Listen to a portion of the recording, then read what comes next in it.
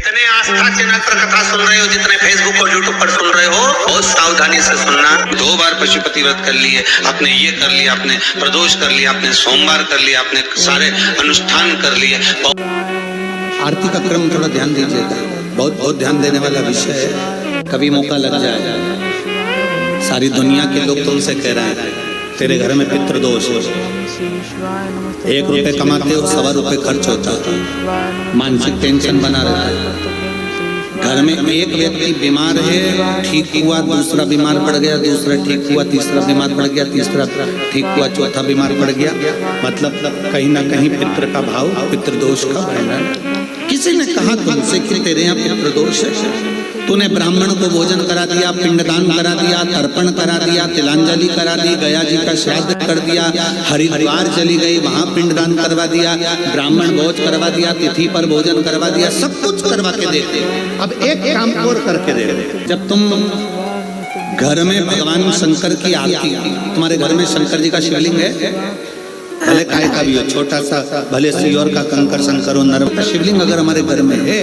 और आप रोज प्रतिदिन भगवान की आरती करते हो, प्रतिदिन, और आपको लग रहा है कि मेरे यहाँ तकलीफ चल रही है, ये ठीक ही नहीं हो रही, लगभग 1.5 महीना आप कम से कम 45 दिन,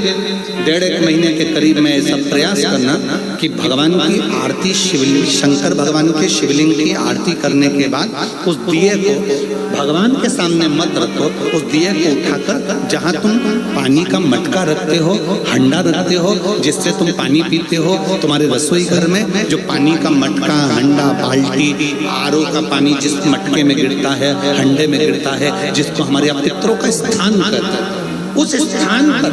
उस मटके के पास में, हंडे के पास में, उस बाल्टी के पास में, जहाँ रसोई घर में पानी रखते हो, उस रसोई घर में पानी जहाँ रखते हो, उसके पास में उस दिए को भगवान के सामने नहीं रखना। आरती उतारने के बाद उस दिए को ले जाके सीधे परिंडे के पास में, उस हंडे के पास में, मटके के पास में उसको रखो। केवल 1.5 महीना कर देखना। 1.5 महीने के बाद तुम्हें मालूम पड़ेगा कि हम वापिस उन्नति की सीढ़ी पर चलना प्रारंभ करती है, हमें फल मिलना चाहिए।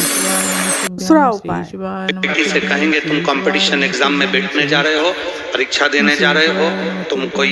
इंटरव्यू देने जा रहे हो, कोई सरकारी नौकरी की तैयारी करने जा रहे हो, एक बात अपने भीतर उतार कर रखो। कभी कभी जिंदगी में अगर तुमको अच्छा लगे तो प्रयास कर देखो, पूरी मेहनत करो, अच्छी पढ़ाई करो, अच्छी मेहनत करो, दिल से पढ़ो, दिल से मेहनत करो, रात दिन एक कर दो, और जब एग्जाम देने के लिए जाओ, जब तुम कंपटीशन एग्जाम के लिए, इंटरव्यू के लिए जाओ, जब तुम सोचो कि मेरी जॉब मुझे चाहिए और मेरा बाबा मुझे देगा, मैंने मेहनत करी है, पूरा कर्म करा है, मैंने पूरा दम लगाया है, तो मेरा बाबा मुझे नौकरी देगा, तो ये निश्चित है वो देगा। उसके लिए बस एक कर्म आखिरी में कर जाना, जो अशोक सुंदरी का स्थान पे ध्यान दें। ये शिवलिंग ध्यान से देखेंगे आप लोग, ये शिवलिंग है, ये जलाधार, और शिवलिंग के मध्य में जो जलाधारी और जलाधारी के सामने से एक स्थान गया हुआ है, जहाँ गणेश जी का स्थान, कार्तिकेय जी का स्थान और बीच में अशोक सुंदरी का स्थान। जो ये जलाधारी है, इस जलाधारी पर